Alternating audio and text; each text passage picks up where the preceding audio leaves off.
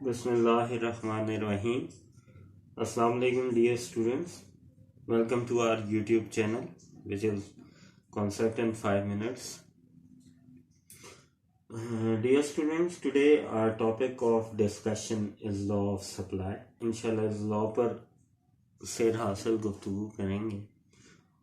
The word supply is related with producer and explains his altitude. हमने demand को पहले lectures में discuss किया था. डिमांड कंज्यूमर के पर्सपेक्टिव में या कंज्यूमर की साइड से हम उसे स्टडी करते हैं या वो रिलेट करती है विद कंज्यूमर.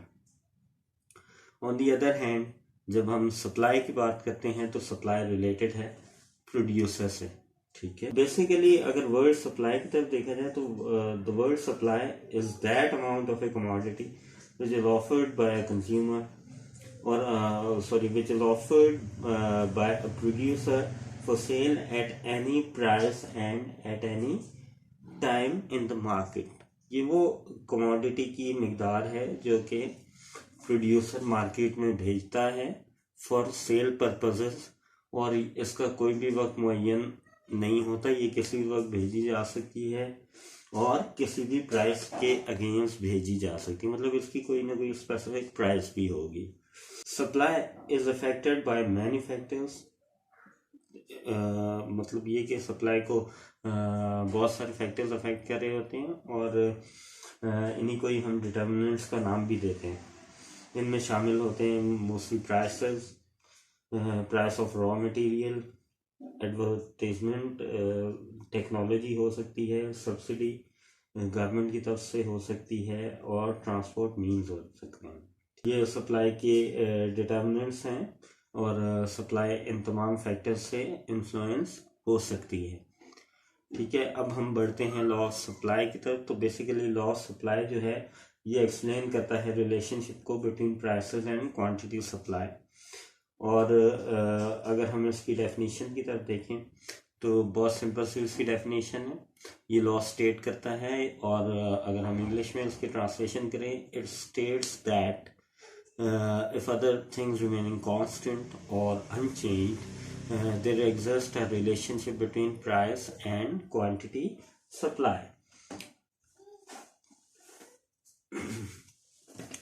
इसकी डेफिनेशन हमने अभी डिस्कस की.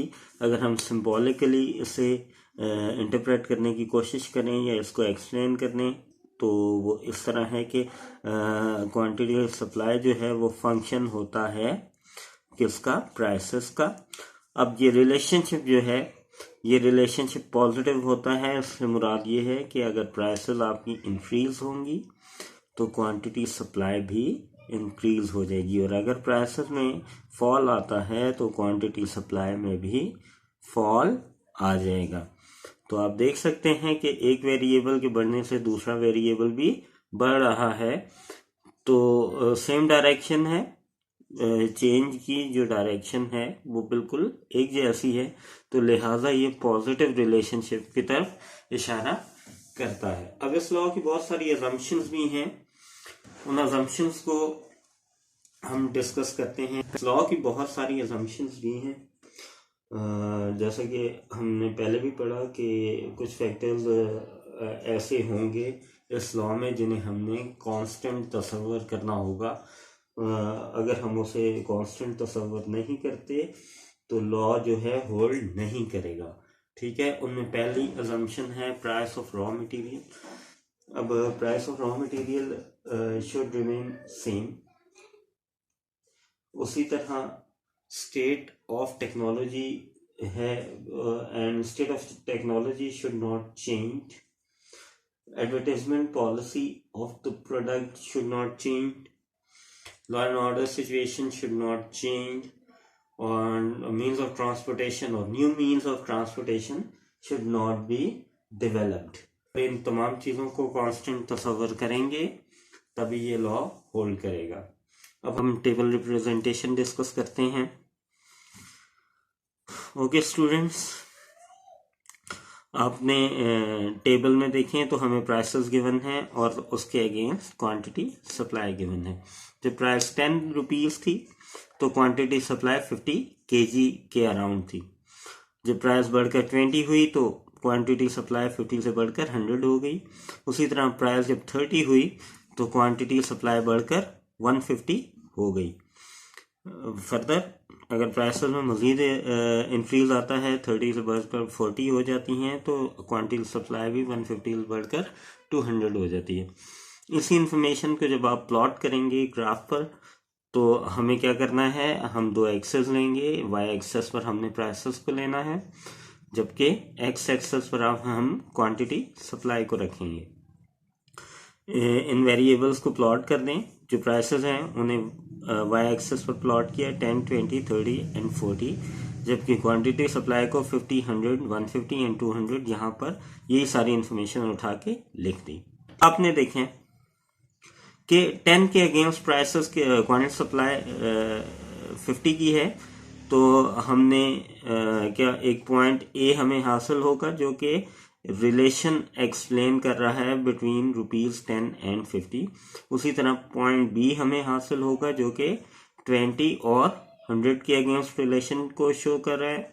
सी 30 एंड 150 के अगेंस्ट रिलेशन को, डी 40 एंड 200 के अगेंस्ट रिलेशन को शो कर रहा है। जब हम इन पॉइंट्स को ज्वाइन करवाते हैं एक कर्व की मदद से, तो हमें सप्लाई कर्व हासिल होता है जो कि क्लियरली ये बता रहा है कि एक वेरिएबल में इंक्रीज आने से दूसरा वेरिएबल भी बढ़ रहा है। जैसे यहाँ पर देखें तो प्राइसेस जब 10 से बढ़कर 20 हुई, तो ये एरो हमें यही बता रहा है कि प्राइसेस बढ़कर ऊपर जा रही हैं। तो हम यहाँ पर देख सकते हैं क्वांटिटी सप्लाई भी बढ़कर 50 से 100 हो गई।